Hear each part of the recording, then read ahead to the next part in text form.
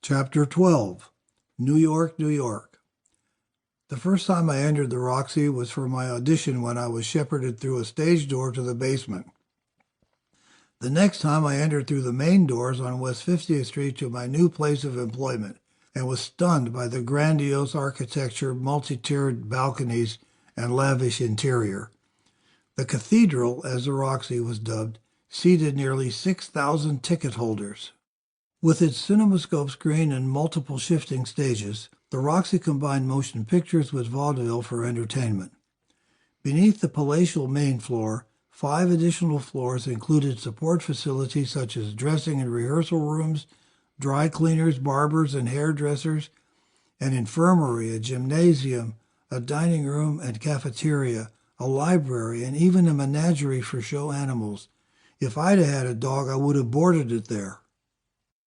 From 1 p.m. until 11 at night, 7 days a week, the entire cast performed between movie showings.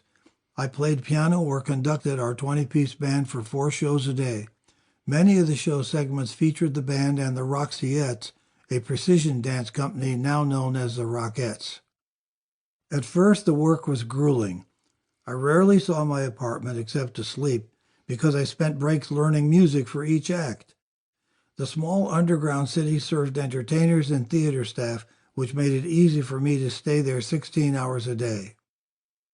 The Roxy stage door provided the easiest access for musicians.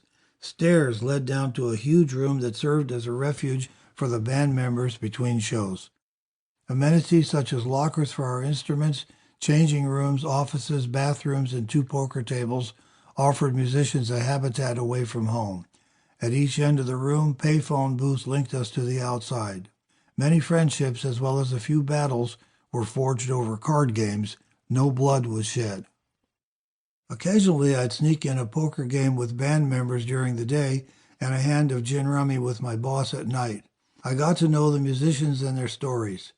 The shrink in the army who chided me about never belonging to a club must have made an impression on me, because I worked on being a member of the band instead of the leader.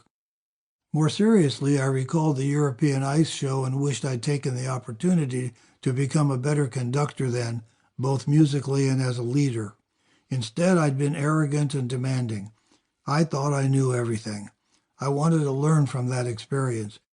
If I had the opportunity to conduct shows again, I wanted to do it right, to be prepared, and to have the right attitude.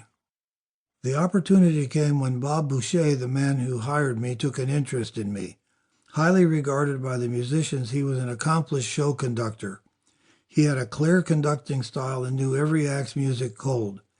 From Bob, I learned to think ahead and prepare for every change, every skip beat, forgotten lyrics, all types of calamities such as falling scenery and escaping animals.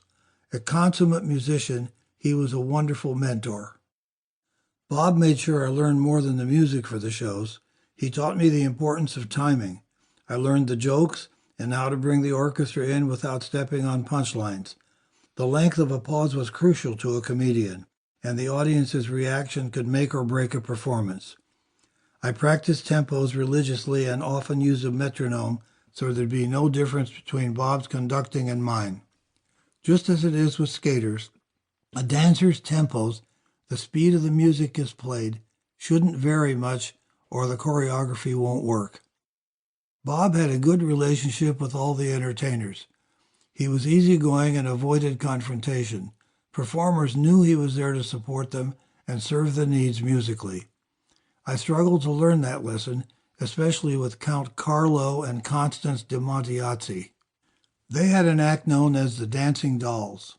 In the act, Constance wore men's shoes on her feet and women's shoes on her hands. She bent over at the waist so that her shoed hands touched the ground, which made her arms resemble a woman's legs. Upper torsos of 2 life-size mannequins were mounted on Constance's back in a position that looked as if a man and woman were dancing together. Carlo waved a stick, my cue to start the music, and then, as if he were the doll master, he directed Constance to dance. When she moved, it looked as if 2 dancers were twirling, lifting, and prancing to the music.